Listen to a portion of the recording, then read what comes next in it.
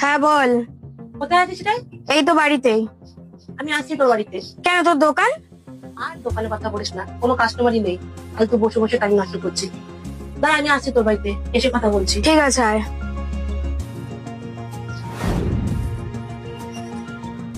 চলে এসছিস? আর চলে এসছি। আয় আয়। কি রে, এই অবলায় দোকান ছেড়ে চলে আসলি? দোকানে কি কাস্টমার নেই নাকি? আর তুই কাস্টমারের কথা বলিস না। যবে থেকে আমি দোকান খুলেছি তবে থেকে কাস্টমারের কোনো দেখাই নেই। যেই আসে শুধু স্নেহা কোথায়, স্নেহা কোথায়, সবাই শুধু স্নেহারই খোঁজ করে বেড়াচ্ছে। কি বলছিস এসব? 1 মাস হয়ে গেল দোকানটা খুলেছি, লাভ তো কিছু দেখছি না, শুধু লসই হচ্ছে।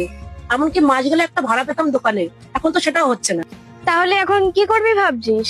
আমি বুঝতে পেরেছি আমার এখন কি করা উচিত। আরে স্নেহা। আরে দিদি, তুমি বাইরে কেন? ভেতরে এসে বসো। কিন্তু তুমি এই দোকানের ব্যাপারে জানলে কি করে? আরে তোমার বাড়িতে গেছিলাম, তোমার মা বললো তুমি এখানে দোকান দিয়েছো।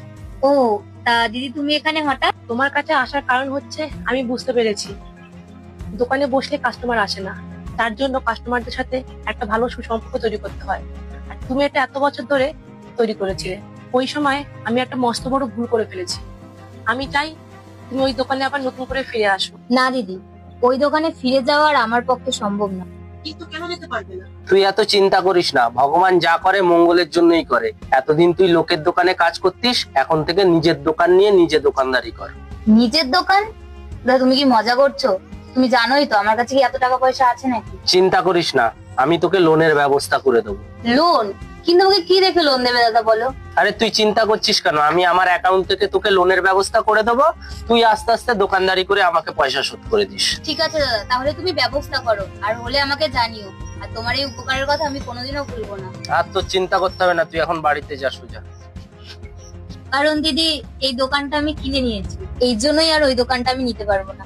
এছাড়া দিদি, তোমার দোকান তো অন্য কেউ ভাড়া নিতে পারবে।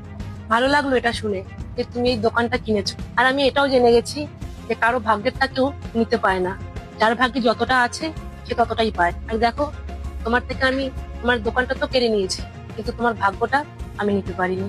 আর ওই দোকানের কামাই তোমার কপালেই ছিল, আমার কপালে না। দিদি, তুমি যদি সেদিন আমাকে তোমার দোকানটা ছাড়তে না বলতে, তাহলে আজকে হয়তো আমি এই দোকানটা কেনার সাহসী পেতাম। ধন্যবাদ দিদি, তোমার জন্যই আজকে আমি এই দোকানটা কিনতে পেরেছি। আচ্ছা ঠিক আছে, তুমি দোকানদারি করো, আমি আসছি। হ্যাঁ।